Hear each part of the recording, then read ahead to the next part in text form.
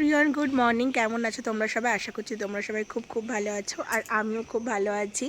তো আমার ব্যাকগ্রাউন্ড দেখে বুঝতে পেরে গেছো তোমরা যে আমি এসেছি গোবরডাঙ্গাতে। আর আজকের ব্লগটা কিন্তু জামাই ষষ্ঠীর স্পেশাল ব্লগ। যদিও তোমার দাদাভাই ডিউটি জয়েন করেছো, বাড়িতে নেই। তো ও নেই বলে তো আর আমি বাবার বাড়ি আসবো না, সেরকম তো হতে পারে না।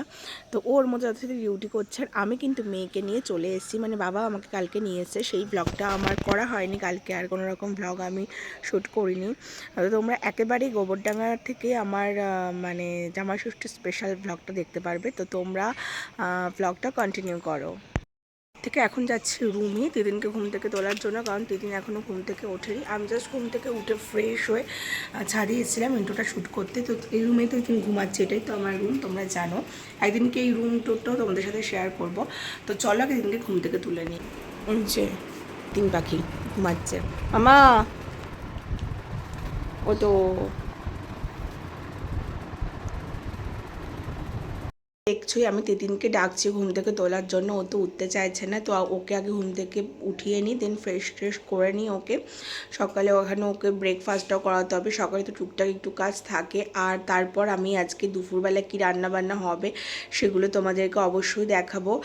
আমাদের বাড়িতে কিন্তু দাদা বৌদি মিথি ওরা কেউ নেই, ওরা গেছে ষষ্ঠীতে। আর আজকে খাওয়ার লোক বলতে আমি আর মা, আমি আর বাবা। মা আজকে ষষ্ঠী করেছে আর কি। তো মাকে কালকে রাত্রিবেলাতেই বলেছিলাম মা একদম সিম্পল কিছু রাখো, এমনিতেও তো মা উপোস, মা রান্না করতে কষ্ট হবে।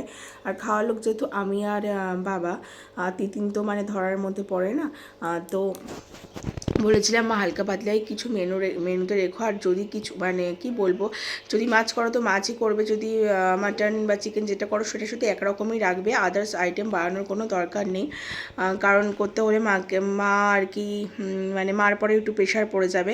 তো যাই হোক, আর এমনি তো মা একা নয় আর কি, আমিও গিয়ে মাকে একটু হেল্প করব, কিন্তু আমি তো পুরোপুরি সেভাবে হেল্প করতে পারি না, কারণ তিতিন এখানে আসলে জানো তো তিতিন খোলামেলা পেয়ে সারাদিন দৌড়াদৌড়ি করতে থাকে, তো ওর পেছনে একটু সময় দিতে হয়।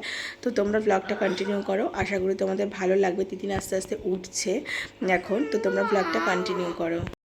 অ্যাকোরিয়ামটা যেহেতু আমার ঘরেই আছি, তো দুদিন ঘুম থেকে উঠে সকালবেলা আর কি মাছেদের আর কি একটু খাবার দিয়ে নিল। তারপর আমরা নিচে চলে আসলাম দুজনে মিলে।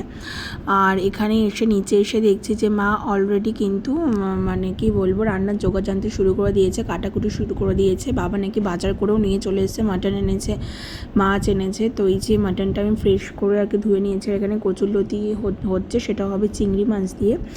আর মাটনটা আমি রান্না করব, মা হচ্ছে লতি বসিয়েও দিয়েছে। আর এখানে হচ্ছে ট্যাংরা মাছ এনেছে বাবা, আর কাতলা মাছ এনেছে। ট্যাংরা মাছগুলো এখনও কাটতে বাকি আছে, তো আমি মাকে বলে দিয়েছি কোনো রকম মাছ না করতে, শুধু মাটনটাই করতে।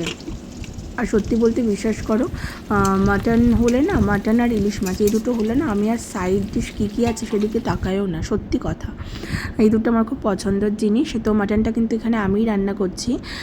তো ম্যাক্সিমাম রান্না মা করে নিয়েছিল, কচুলতিটা, তারপরে হচ্ছে ডাল করেছিল, একটা তরকারি করেছে, আর এখানে হচ্ছে আমি মাটনটা করে নিচ্ছি। আর সকালবেলা কিন্তু আজকে আমরা খেয়েছিলাম কি বলে খই, চিড়ে, দই, এই সবগুলোই খেয়েছিলাম। তো সেটার আর ভিডিও ফুটেজ আমার নেওয়া হয়নি বলতে আমি ক্যামেরা অন করেছিলাম, কিন্তু ক্যামেরা অন করে ভিডিও অপশানটা আমি ক্লিক করিনি, জাস্ট ক্যামেরাটাকে অন করে রেখেছি, সেই জন্য আর ফুটেজগুলো ক্যাপচার হয়নি। আর এখানে ভালো করে মাটনটাকে কষিয়ে নিচ্ছি, রান্নাটা আর কি শুরু করে দিয়েছি আমি।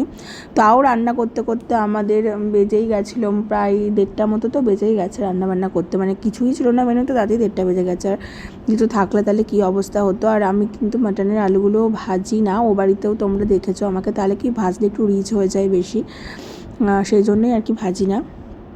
তো এখানে কষানো হয়ে গেছে, আর আমি দিয়ে দিয়েছি জল। আর জল টল দিয়ে কিন্তু তার আগে আমি 2 পিস কষা মাংস নিয়ে এসেছি, এই দেখো বাটিতে। এটা আমি এখন বসে বসে খাবার, ওদিকে মাটনটা রান্না, মানে আমি খেতে খেতে ওদিকে মাটনটা রান্নাও হয়ে যাবে। তো এই যে এখানে দেখো এসেছি, হয়ে গেছে আমার রান্না বান্না ডান। স্নান করে ফ্রেশও নিয়েছি, আর এখন হচ্ছে একটু আলতা পরবো। আর তারপর হচ্ছে মা টেবিল গুছিয়ে আর কি আমাকে খেতে দেবে। তোমার দাদাভাই নেই তো কী হয়েছে, মা কর্তব্য ঠিকই করছে। তো তোমরা ব্লগটা দেখতে থাকো। তো বেশি কিছু তো আমাদের রান্না হয়নি, তোমাদের তো প্রথমেই বলে দিলাম যে কী কী রান্না হয়েছে। আর এখানে কিন্তু মা মানে চিড়ে খই ফল সমস্ত কিছু দিয়েই আমাকে টেবিল সাজিয়ে দিয়েছে। আর এখানে দেখো পেয়ারা থেকে তিতিন আবার একটু কামড়ে খেয়েও গেছে। তো এই ছিল আজকে আমাদের মেনু। আর আমি কিন্তু খেতে এখানে বসিনি, মা আমার জন্যই বেড়েছিল, কিন্তু তিতিন বসেছিল এখানে। হ্যাঁ খেয়ে নাও খেয়ে নাও খেয়ে নাও, হ্যাঁ হ্যাঁ খেয়ে নাও। হ্যাঁ খাও খাও, ডাল দিয়ে খাও। হুম হুম, অনেক কিছু তো আমার পছন্দ। হুম থ্যাংক ইউ মা। হুম, অল্প অল্প মামা, অল্প। হ্যাঁ এবার তুমি মাখি মাখি করে খাও তো দেখি। আমি একটা মাংস, হ্যাঁ মাংস নাও। মাংস না সব কিছু দিয়ে দিয়েছো? হ্যাঁ সব কিছু দিয়েছি, তুমি খাও তো। এটা তুমি একটু দিয়ে দাও না। দিয়ে দেবো, আচ্ছা এ নাও। চিকেন না সোনা, এটা মাটন, খাও। এটা মাটন? হুম হুম, মাটন কি? খাও খাও খাও। তো আমরা এখানে লাঞ্চটা কমপ্লিট করে তিনকেও খাওয়াতে হবে, ও তো আর এখানে বসে বসে খেতে পারবে না। তো তারপরে আবার তোমাদের সাথে আমাদের দেখা হচ্ছে। সব কিছু নিলে এবার খাওয়া শুরু করো তাড়াতাড়ি। ওয়াও, এটা ওটা ফুডস পরে খেতে হবে।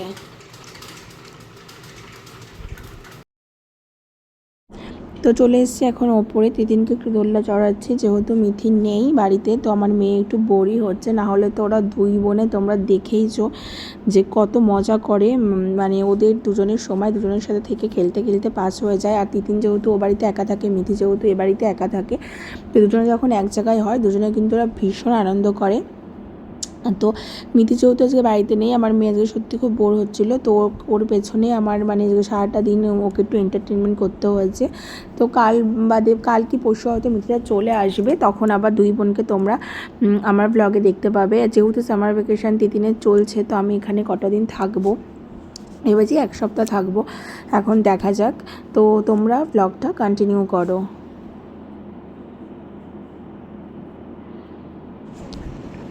তো খানিক তো নিচে দোল চললো, এবার দেখো আবার ও নেমে গেছে দোলনা থেকে, নেমে গিয়ে খালি দোলনাটাকে ঘোরাচ্ছে, ঠিক আছে।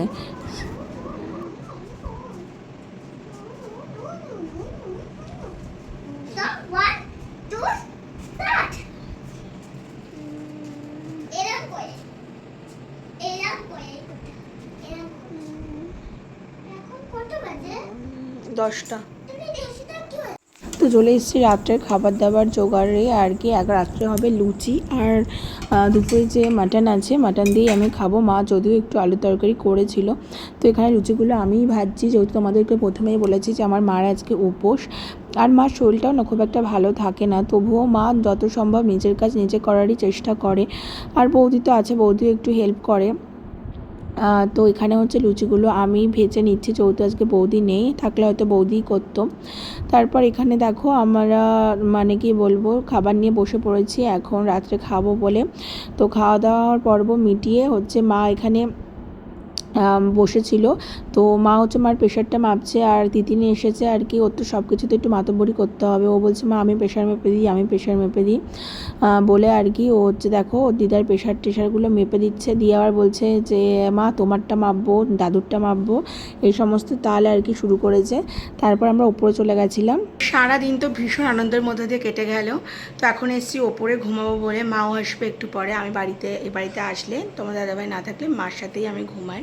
দুজনে বেশ রাত জেগে জেগে অনেকক্ষণ গল্প করি।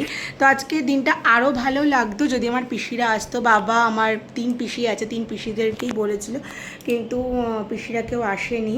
মানে সবারই এখন মেয়ে জামাই আছে, তো তাদেরকে অ্যাটেন্ড করতে হয়, সেজন্য পিসিরা আসতে পারেনি। তো তাহলে পিসিরা আসলে আরও বেশি আনন্দ হতো। তো যাই হোক, এখন তো অনেক রাত হয়ে গেছে, রাত্রি 11:30 মতো বাজে। তিতিনি এখনও ঘুমায়নি, ওকেও এখনও ঘুম পাড়াবো। তো আজকের মতো ব্লগটা আমি এখানেই শেষ করছি। আশা করছি তোমাদের আমার ভিডিও খুব ভালো লেগেছে। লাইক সাবস্ক্রাইব কমেন্ট করতে ভুলবে না। তো সবাই ভালো থেকো, সুস্থ থেকো, টাটা, গুড নাইট।